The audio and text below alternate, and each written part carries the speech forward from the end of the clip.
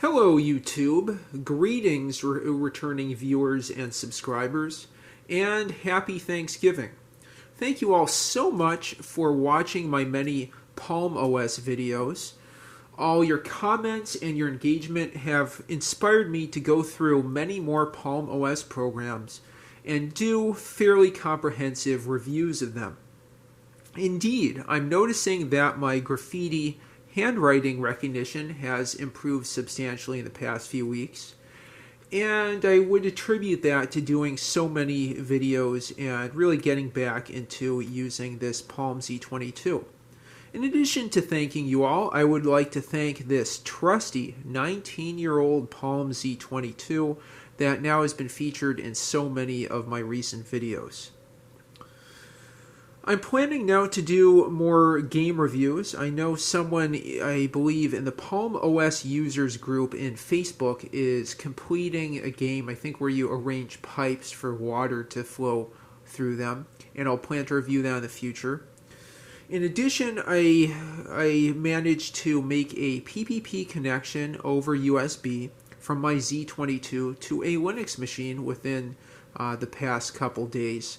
And I was able to do that because there is a Z22 USB network enabler, something like that, on PalmDB that I downloaded and synced to my Z22.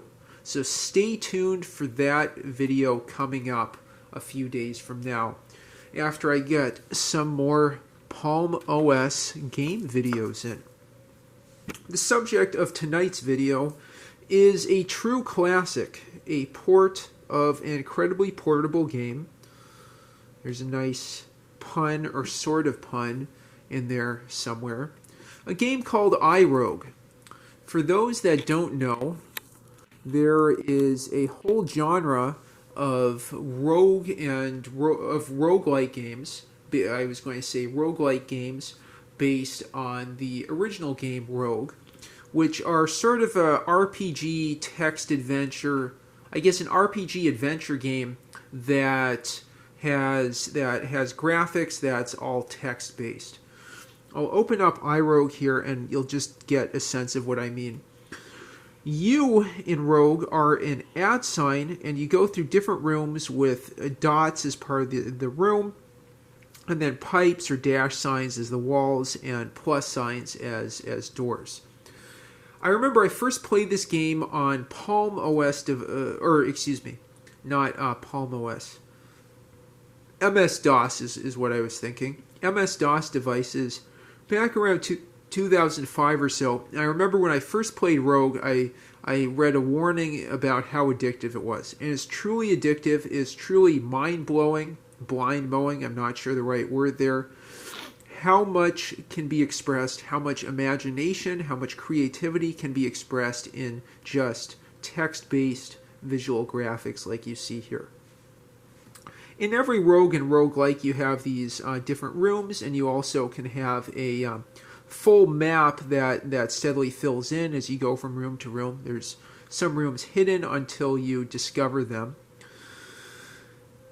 There's also this information bar on the bottom telling you what level, how many health points, the strength you have, armor, number of coins, and experience.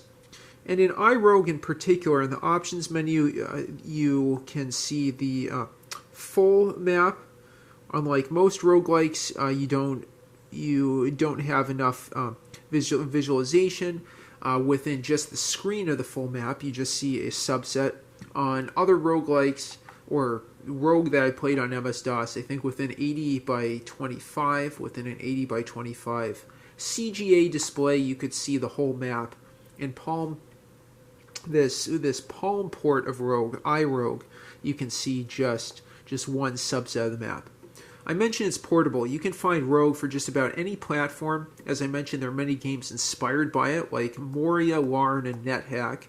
There are versions of Moria and Larn for Palm OS that I'll have to review in the future, called K-Moria and I believe ULarn, respectively. I might be wrong about the latter one. NetHack, I think, is the most popular modern roguelike, and you can play that on Windows PCs, Mac OS machines, and Linux machines. So just, a little bit of information about roguelikes in general. Let me go up through the menus here and then just show you some gameplay. Like I said, you get a map that steadily fills in as you explore different rooms. You get a message log, what is something, scroll view, recentering the view, preferences, bindings, changing font, and quitting. There's my name, autosave, sound, small font, searches, and walks. I don't know about that. Anyway, so various settings there. There's something called the Wiz. You can create a wizard. I'm not sure exactly how that works. Different commands that also you enter in as you would in a typical roguelike game as characters, like looking at your inventory. Let's do that. Inventory, we have some food, we have chainmail, we have mace, we have short bow, we have a cat, we have arrows, and you can collect additional weapons.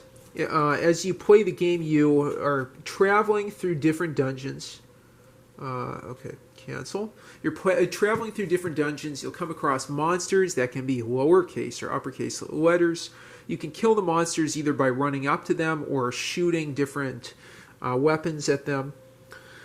And then you can proceed from level to level. Excuse me, not room to room, level to level with these percent signs.